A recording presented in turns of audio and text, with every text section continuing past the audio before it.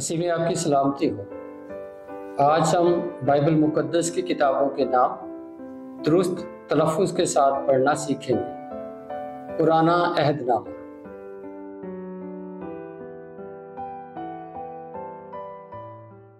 فہرست کتب و صحائف۔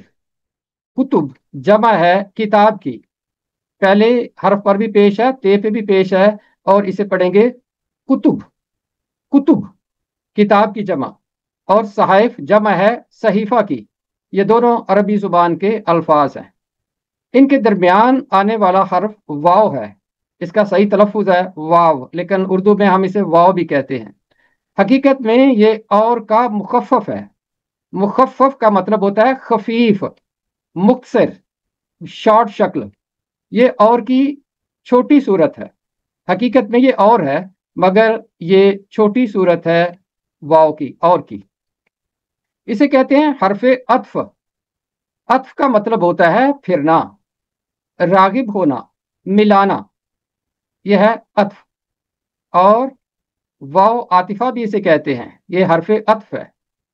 یہ آیا ہے فارسی زبان سے اردو میں، اور اسی طرح ہم اردو میں اسے استعمال کرتے ہیں۔ عبرانی میں اسے پورا واو پڑھا جاتا ہے، وا، اور عربی زبان میں بھی پورا وا پڑھا جاتا ہے۔ لیکن فارسی میں جب یہ بیچ میں واو آئے گا تو واو پچھلے حرف کے ساتھ مل کر بن جائے گا بو، پیچھے ہے بے، بنے گا بو۔ اگر ہوگا تے تو بن جائے گا تو یہ ہے بے، یہ پڑھا جائے گا کتب و صحائف۔ حرف عطف سے پہلا لفظ معطوف علیہ ہے، اور واو کے بعد جو لفظ ہے وہ ہے معطوف۔ واو سے پہلے ہے کتب، تو کتب ہوا معطوف علیہ، اور صحائف واو کے بعد آتا ہے، یہ ہے معطوف۔ عربی اور فارسی میں واو ہی بولا جاتا ہے، لیکن ہندی زبان میں حرف عطف کا استعمال نہیں ہوتا۔ یہ صرف عربی زبان کے الفاظ ہیں جو اردو میں آئے ہیں، جب فارسی زبان کے الفاظ کے درمیان آتا ہے۔ اگر دونوں الفاظ ہندی زبان کے ہوں گے پھر بیچ میں واو عاطفہ نہیں استعمال کریں گے۔ چند ایک مثالیں: سوچ بچار، یہ دونوں ہندی زبان کے لفظ ہیں، لہذا ان میں واو نہیں آئے گا۔ ہم یہ نہیں کہیں گے سوچو بچار، یہ غلط ہوگا۔ یہ ہے سوچ بچار، کیونکہ یہ ہندی زبان کے لفظ ہے۔ اسی طرح چال ڈال، سج دج، چیخ پکار، مار داڑ، باغ دوڑ، یہ سارے کے سارے ہندی زبان کے ہیں، اور ان میں واو عاطفہ نہیں ہے، حرف عطف نہیں ہے، یہ بغیر حرف عطف کے ہیں۔ حرف عطف آئے گا عربی زبان کے الفاظ کے درمیان یا فارسی زبان کے الفاظ کے درمیان۔ پہلی کتاب کا نام ہے پیدائش۔ آپ نے غور کیا کہ بائبل میں یہ شین ہے، اور یہ فارسی انداز ہے۔ ترجمہ کاروں نے ایسے الفاظ کو اصل املا کے ساتھ ہی قائم رکھا جب ترجمہ کیا گیا۔ آج کل اسے حمزہ کے ساتھ لکھنے کا رواج بھی ہے۔ اگر اسے یہ کے ساتھ لکھا ہوا دیکھیں تو پھر اس کا تلفظ ہوگا پیدائش، اور اگر حمزہ کے ساتھ ہوگا تو پھر اسے پڑھیں گے پیدائش، کیونکہ حمزہ عین کی شارٹ فارم ہے، مختصر صورت ہے۔ بائبل میں یہ کے ساتھ ہے اور یہ کے نیچے زیر ہونا چاہیے، تو یہ اس کا تلفظ ہوگا پیدائش۔ اسی طرح اور بھی الفاظ ہیں جس کی چند ایک مثالیں ہیں، جیسے زبور میں آیا ہے آرائش، متی کی انجیل میں آیا ہے آزمائش، یسایہ کی کتاب میں آیا ہے آسائش، امثال کی کتاب میں ہے افزائش، پھر یسایہ کی کتاب میں ہے ایک اور جگہ پہ زبائش، گنجائش، حزقیل کی کتاب میں نمائش، احبار کی کتاب میں پیمائش۔ یہ سارے کے سارے فارسی زبان کے الفاظ ہیں، اور ترجمہ کاروں نے بڑی سمجھداری کے ساتھ ان کا املا یہ کے ساتھ رکھا۔ آج کل اگر آپ حمزہ کے ساتھ لکھتے ہیں تو یہ غلط نہیں ہوگا، یہ ہم اردو والوں کا ایجاد کیا ہوا املا ہے اور قابل قبول ہے۔ اگلا لفظ خروج، عربی زبان کا لفظ ہے، کے اوپر بھی پیش ہے، رے کے اوپر بھی پیش ہے۔ اسے پڑھا جائے گا خروج، خروج۔ اس کا مادہ ہے خے رے جیم، اور اس کا مطلب ہے خارج ہونا یا کرنا، باہر نکلنا۔ اس کا متضاد ہے दुखूल यानी दाखिल करना या दाखिल होना। इसी मादे से बढ़ने वाले और भी अल्फाज हैं, जैसे है इखराज, तखरीज, मखरज, इस्तिखराज, खारजी। ये सारे एक ही खानदान के लफ्ज हैं और ये खानदान है खे रे जीम का। अगला लफ्ज अहबार। इसका उर्दू अंदाज है अहबार, लेकिन अरबी अंदाज है अहबार, क्योंकि अरबी जुबान में बड़ी याय नहीं होती, इसलिए इसकी आवाज होगी अहबार। ये जमा है हिबर की या हबर की, और इसकी जमा कुबूर भी है। हिबर यहूदी काहिन या यहूदी आलिम को कहते हैं अरबी जुबान में। पूरी बाइबल में कहीं भी अहबार लफ्ज नहीं आया, सिर्फ इस किताब का उन्वान है अहबार।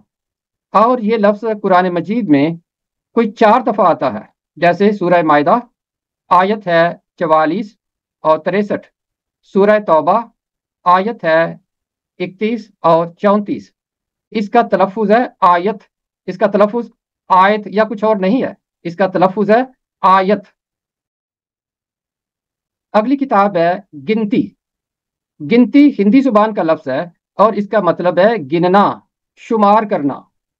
इस किताब में बनी इसराइल की गिनती है, बनी इसराइल की मर्दुम शुमारी की गई है। आप जरा ये लफ्ज मर्दुम पे गौर करते हैं, ये एक दिलचस्प लफ्ज है। मर्दुम मर्द से निकला है।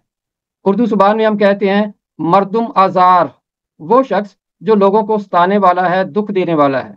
ये कैथोलिक तर्जमे में कुजात की किताब के 2 बाब की 18वीं आयत में आया है। फिर एक और लफ्ज है मर्दुम खेज शहर, वो शहर जिसमें अच्छे लोग पैदा होते हैं, अच्छे लोग पैदा करने वाला शहर। यह भी कैथोलिक तर्जमे में इशाया की किताब के 32वें बाब की 14वीं आयत में आया है। एक और लफ्ज है मर्दुम गिया, पैदाइश 30वें बाब की 14वीं आयत में। मर्दुम का मतलब है मर्द, इंसान। गिया जो है इसका मतलब है पौधा, घास। मर्दुम गिया इंसान की शक्ल का पौधा। इसकी तफसील लुगातुल किताब में बड़ी वजाहत के साथ लिखी हुई है। अगली किताब इस्तिस्ना। इसका तलफ़ुज़ इस्तशना नहीं है। मैंने बहुत सारे लोगों को सुना इसका तलफ़ुज़ इस्तशना पढ़ते हैं, ये शीन नहीं है, स है। इस्तिस्ना इसका मतलब है दोहराना, इयादा करना। इस किताब में शरीयत की दोहराई की गई है। और इस्तिस्ना इसी मादे से बढ़ने वाले और अल्फाज हैं सानी। जब हम कहते हैं वो मेरा कोई सानी नहीं, इसका मतलब यह है कि मेरी कोई डुप्लीकेशन नहीं, मैं किसी और में दोहराया नहीं गया। सानवी दूसरा, मसनवी, तस्निया, ये सारे इसी खानदान के अल्फाज हैं। अगला नाम है यशवा। ये इब्रानी नाम है यशवा, इसका मतलब है यहोवा नजात है। मुकम्मल इब्रानी लफ्ज है यहोशुआ और कई जगहों पे ये आया है। इसे शॉर्ट अंदाज में यशवा लिखा गया है। इसी तरह के और भी कितने अल्फाज हैं जो ऐन पे ख़त्म होते हैं और अहले ज़ुबान ऐन के साथ ज़बर के साथ पढ़ते हैं।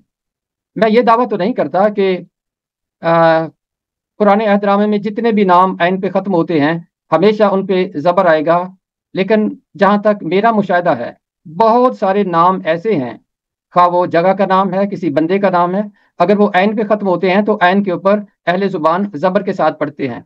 जैसे गिनती की किताब में है समूआ, समूआ। फिर गिनती की किताब के 34वें बाब की 4थी आयत में है कादिस बर्निया। इसी तरह नाम है होसिया। समूएल की दूसरी किताब के 14वें बाब में है तकुआ। पैदाइश 38वें बाब की दूसरी आयत में है सुआ। इस तरह और भी ढेरों नाम हैं जो ऐन पे ख़त्म होते हैं और अहले ज़ुबान उन्हें ज़बर के साथ पढ़ते हैं। आप अंग्रेज़ी मतन से मदद ले सकते हैं, अंग्रेज़ी बाइबल से मदद ले सकते हैं, वहाँ पे इन नामों का तलफ़ुज़ बड़ा वाज़े है। उर्दू में कई जगहों पे इराब नहीं लगे और इसीलिए पढ़ने वाले को मुश्किलात का सामना रहता है।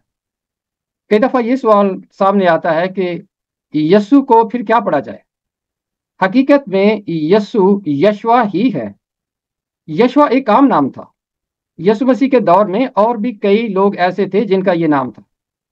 जब ये नाम यूनानी में गया तो फिर इसे बना दिया गया यीसुस।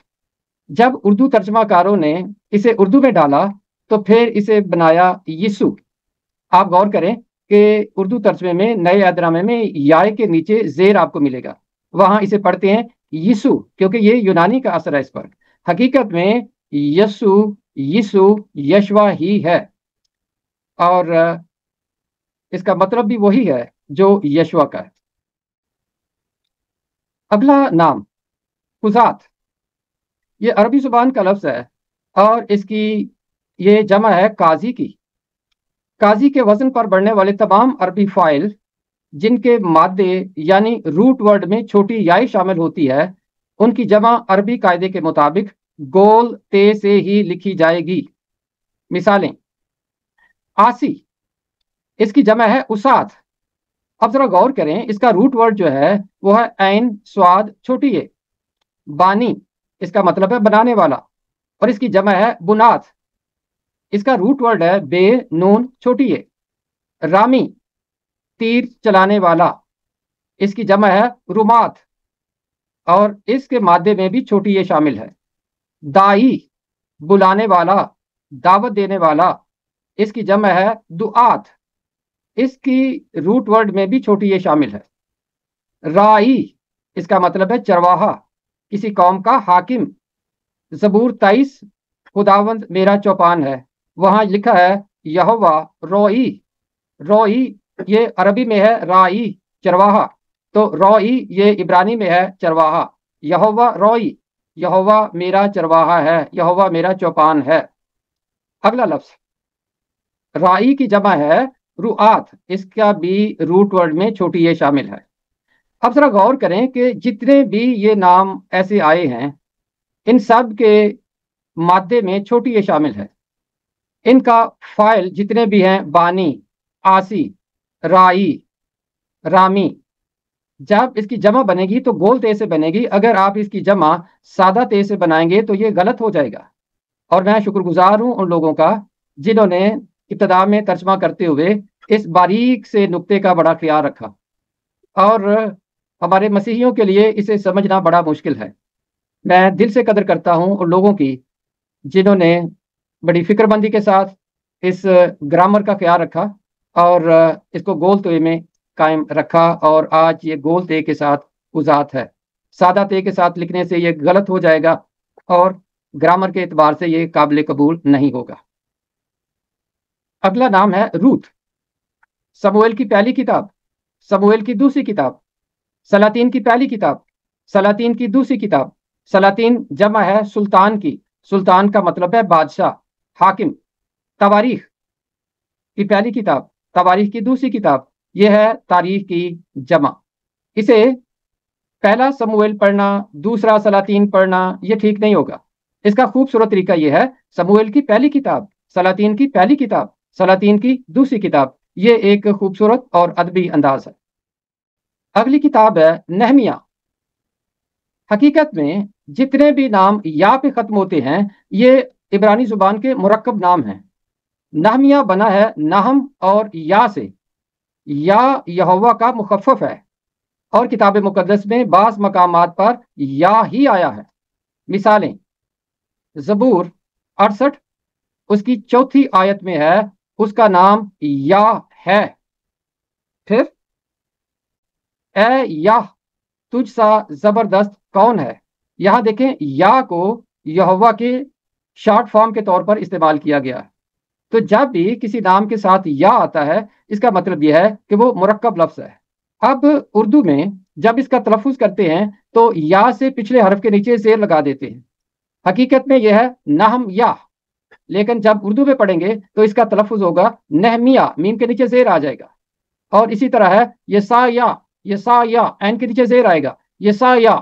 یرمیہ، ابدیہ، صفنیہ، صفنیہ، حزقیہ، صدقیہ، ادونیہ، خلقیہ، اس طرح کے ڈیروں نام ہیں۔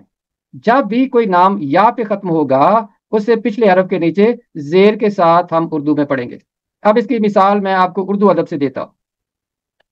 پاک ستان، پاک کا مطلب ہے مقدس، ستان کا مطلب فارسی زبان میں ہے جگہ، مقام۔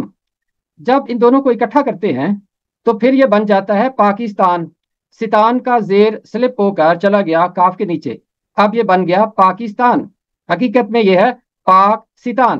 اسی طرح ریگ ستان، ریگ کا مطلب ہے ریت، جب اس کو اکٹھا کرتے ہیں تو بن جاتا ہے ریگستان، ریگستان وہ علاقہ جہاں بہت ریت ہے، صحرا۔ گل ستان، جب اس کو اکٹھا کریں گے تو بن جائے گا گلستان، گل کا مطلب ہے پھول، ستان کا مطلب ہے جگہ، مقام، وہ مقام جہاں پر پھول ہیں، گلستان۔ تو یہ ہیں اردو سے مثالیں۔ اسی طرح یہ یا والے حروف ہیں عبرانی زبان کے، اور اردو میں ہم نے انہیں پڑھنے کا یہ طریقہ نکالا کہ یا سے پچھلے حرف کے نیچے زیر لگا دیتے ہیں۔ یسایا، یرمیا، عبدیہ، صفنیہ، حزقیہ، صدقیہ، ادونیہ، خلقیہ۔ اگلی کتاب آستر، یہ آسان ہے۔ ایوب، ایوب۔ زبور، زے کے اوپر زبر ہے، بے کے اوپر پیش ہے، زبور۔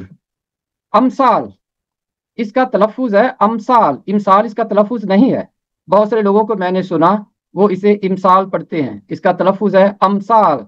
یہ جمع ہے مثل کی، مثل کا مطلب ہے کہاوت۔ اور یاد رکھیں ہمارے اردو ترجمے پر بہت سارے اسلامی اثرات ہیں، جتنے بھی نام نبیوں کے، رسولوں کے قرآن مجید میں آئے ہیں یا اسلام میں ہیں، ہمارے ترجمہ کاروں نے بڑی دانائی کے ساتھ، بڑی سمجھداری کے ساتھ تقریباً سارے ناموں کو اٹھایا اور اردو ترجمے میں لکھ دیا۔ جتنے بھی مقدس کتابیں ہیں جن کا ذکر قرآن مجید میں ہے، جیسے تورات، زبور، انجیل، یہ سارے اسلامی نام ہیں، یہ عبرانی نام نہیں ہیں۔ ان کتابوں کے نام عبرانی میں کچھ اور انداز سے ہیں۔ اگلی کتاب واعظ کا مطلب ہے واز کرنے والا، پیغام دینے والا، یہ فاعل ہے، جیسے ہے ساجد، سجدہ کرنے والا، عادل، عدل کرنے والا، قادر، قدرت والا، ناقل، نقل کرنے والا۔ اب درست ہے علم الواعظ، علم الواعظ غلط ہے۔ علم الواعظ کا مطلب ہوتا ہے واعظ کرنے والے کا علم، جو کہ غلط ہو گیا۔ یہ ہے واعظ، واعظ کرنے والا، اور جو ہے واعظ اس کا مطلب ہے پیغام۔ آج پادری صاحب نے بہت اچھا واعظ کیا، آج واعظ نے بہت اچھا کلام سنایا، یہ فرق ہے۔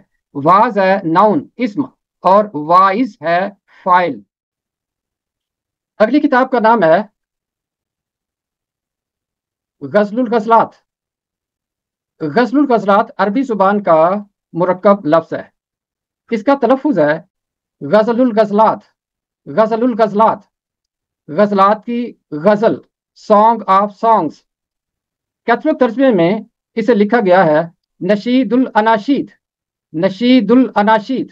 نشید کہتے ہیں عربی زبان میں نغمے کو، گیت کو، غزل کو، لیکن یہ ترجمہ جو آپ کے ہاتھ میں ہے اس میں لکھا ہے غزل الغزلات۔ آگے چل کر کسی اور سیشن میں ہم سیکھیں گے وہ الفاظ جن کے درمیان الف لام آتا ہے انہیں پڑھنے کا کیا طریقہ ہے۔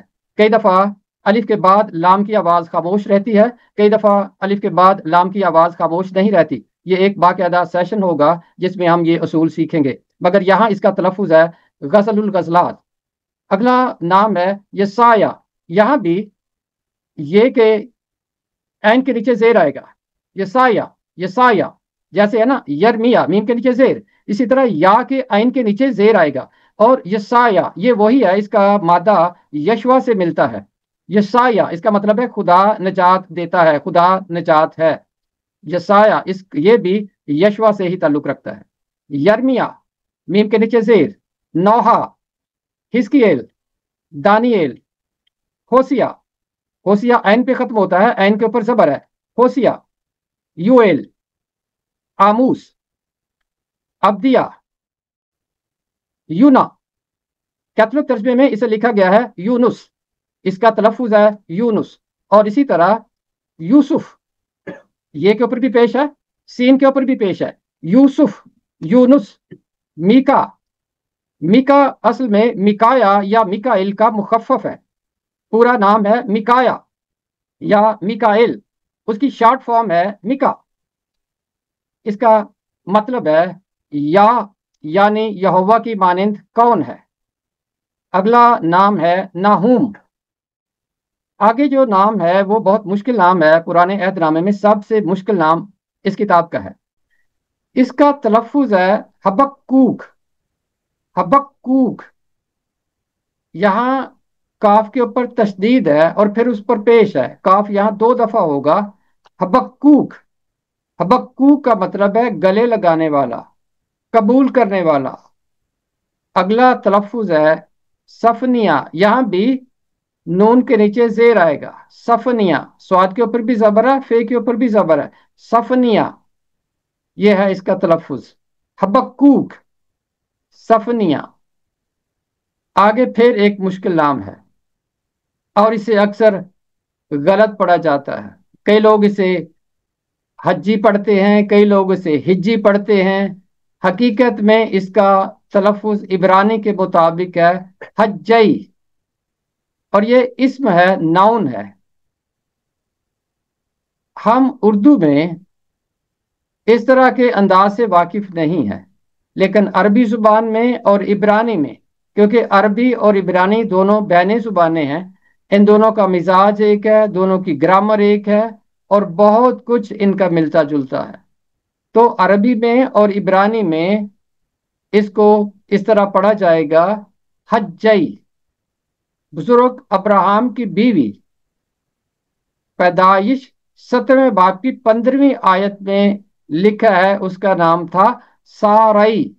بہت سے لوگ اسے پڑھتے ہیں ساری، یہ غلط ہے، اس کا درست تلفظ ہے سارائی۔ اگر آپ بائبل کھولیں اور پیدائش 17ویں باب کی 15ویں آیت دیکھیں تو وہاں رے کے اوپر زبر ملے گا، تو زبر کو پڑھنا ہے اور آگے چھوٹی یائے ہے، زبر کو بھی پڑھنا ہے، چھوٹی یائے بھی پڑھنی ہے، تو یہ پڑھا جائے گا سارائی۔ کیتھولک ترجمے نے اسے لکھا ہے سارائی اور وہ آسان کر دیا، اور اس کا تلفظ عبرانی کے زیادہ قریب ہے، اور یہاں ہمارے لوگ غلطی کرتے ہیں، ان کو زبر نظر نہیں آتا، اور آتا بھی ہے تو وہ پڑھنے کی پرواہ نہیں کرتے۔ آخر کی کتاب میں ایک اور مرد کا ذکر آتا ہے، وہ ہے مرد کئی، جسے اکثر لوگ مردکی پڑھتے ہیں، یہ غلط تلفظ ہے۔ آپ اس کتاب میں دیکھیں، کاف کے اوپر آپ کو زبر ملے گا، یہ ہے مرد کئی۔ آگے ایک اور نام ہے، گنتی کی کتاب میں آتا ہے تلمئی، میم کے اوپر زبر، تلمئی۔ پھر یسایہ کی کتاب کی 21ویں باب کی 2 آیت میں ہے یسایہ، یسایہ۔ اور یہاں پہ جو آنے والا نام ہے وہ ہے مادئی، یہ مادی نہیں ہے، مادئی، دال کے اوپر زبر ہے۔ نہمیہ 3 باب کی 25ویں آیت میں آتا ہے اوزئی، اوزئی، زے کے اوپر زبر ہے، آگے چھوٹی یہ ہے، اوزئی۔ اب میں آپ کو مثال دیتا ہوں عربی زبان سے۔ ہم اکثر ہمارے معاشرے میں سلام کرتے ہوئے کہتے ہیں السلام علیکم، عربی زبان میں بڑی یہ نہیں ہوتی، چھوٹی یہ ہوتی ہے، تو اسے پڑھا جائے گا علیکم، علیکم، بڑی یہ نہیں ہے۔ تو بالکل اسی طرح حجئی اور اسی طرح علیکم، یہاں علیکم نہیں پڑھتے، علیکم پڑھتے ہیں۔ تو یہ عربی میں اور عبرانی میں ایسا پڑھا جاتا ہے، جب چھوٹی یائے ہوتی ہے اس سے پیچھے زبر ہوتا ہے تو اس کو اس طرح پڑھتے ہیں حجئی۔ اگر آپ میرے ساتھ پڑھیں تو یہ ہو سکتا ہے آپ کی زبان پر چڑھ جائے، اس کے لیے آپ کو مشق کرنا پڑے گی، پھر آپ ان ناموں کو ٹھیک طور سے پڑھ پائیں گے۔ اور میرے لیے بہت حیرت کی بات ہے، کئی لوگ کئی سالوں سے خدا کی خدمت کر رہے ہیں، بائبل سنا رہے ہیں، اور بائبل کی کتابوں کے نام درست طور سے انہیں پڑھنا نہیں آتے۔ حجئی، سارئی، مردکئی، تلمئی، مادئی، اوزئی، السلام علیکم، یہ ان کے تلفظ ہے۔ اگلا نام ہے زکریا، زکریا۔ اس کا تلفظ جو ہے یہاں بھی رے کے نیچے زیر ہے، زکریا، یہاں مجھ سے غلطی ہوئی لکھنے میں، یہ رے کے نیچے زیر ہے، زکریا، یہاں بھی یا ہے آخر پہ اور رے کے نیچے زیر ہونا چاہیے، یہ ہے زکریا۔ پھر ہے ملاکی، मलाकी का मतलब है मेरा कासिद, मेरा पैगंबर, मेरा रसूल। ये हज्जई से बिल्कुल फर्क है। हज्जई पूरा नाउन है, जबकि मलाकी पूरा नाउन नहीं है। ये लफ्ज बना है मलक। मलक कहते हैं इब्रानी में फरिश्ते को, कासिद को, पैगंबर को। और जब छोटी याए साथ लगाते हैं तो ये बन जाएगा मलाकी। मलाकी का मतलब है मेरा कासिद, मेरा कासिद, मेरा पैगंबर, मेरा रसूल, मेरा भेजा हुआ। यहूदी उस्ताद अपने मजहबी उस्तादों को कहते थे रब्बी। रब्बी का मतलब है माई टीचर, मेरे आका, मेरे मालिक। ये आम यहूदी टाइटल था जो मजहबी उस्तादों के लिए इस्तेमाल होता था। रब्बी, रब्बी, ए मेरे टीचर, ए मेरे उस्ताद। एक इससे भी बड़ा टाइटल था और उसे कहते थे रब्बान। और ये बहुत कम लोगों को ये टाइटल नसीब था। और मसीह के दौर में पहली सदी में चंद एक लोग थे जिनके पास ये टाइटल था, रब्बान। आम लोग रब्बी थे, आम उस्ताद रब्बी थे। मसीह को भी यहूदी या उनके शागिर्द रब्बी कहते थे। एली, एल खुदा, जब छोटी ये साथ लग गई तो बन गया एली, माई गॉड। मसीह जब सलीब पे थे तो उन्होंने फरमाया, पुकारा, एली एली लमा शबक्तनी, ए मेरे खुदा, ए मेरे खुदा, क्यों छोड़ दिया तूने मुझे। ईशी, यहाँ भी ईश का मतलब है खावंद। और जब छोटी ये साथ लगती है तो बनता है ईशी, मेरा खावंद। अखी, अख इब्रानी जुबान में और अरबी जुबान में भाई को कहते हैं, अखी मेरा भाई। और अरबी जुबान में इसी से निकला है उखुवत, भाईचारा। अखी मेरा भाई। अरबी जुबान से मिसालें, सदीकी, सदीक का मतलब होता है दोस्त। जब छोटी ये लगती है तो बन जाता है मेरा दोस्त। रब्बी, रब्बी जिदनी इल्मा, ये हम सुनते हैं। रब्बी का मतलब है मेरा रब, माई गॉड, रब्बी। इलाही, मेरा इलाह, मेरा खुदा, माई गॉड। या इलाही, ए मेरे खुदा। ये अरबी जुबान से मिसालें हैं। लिहाजा ये मलाकी एक फर्क तरह का केस है। ये हज्जई वाला मामला नहीं है। ये छोटी ये साथ मिलती है तो फिर बन जाता है मेरा। जकरिया, मलाकी और रब्बी, एली, ईशी, अखी, सदीकी, रब्बी, इलाही। ये थी पुराने अहदनामे की किताबें दुरुस्त तलफ़्फ़ुज़ के साथ।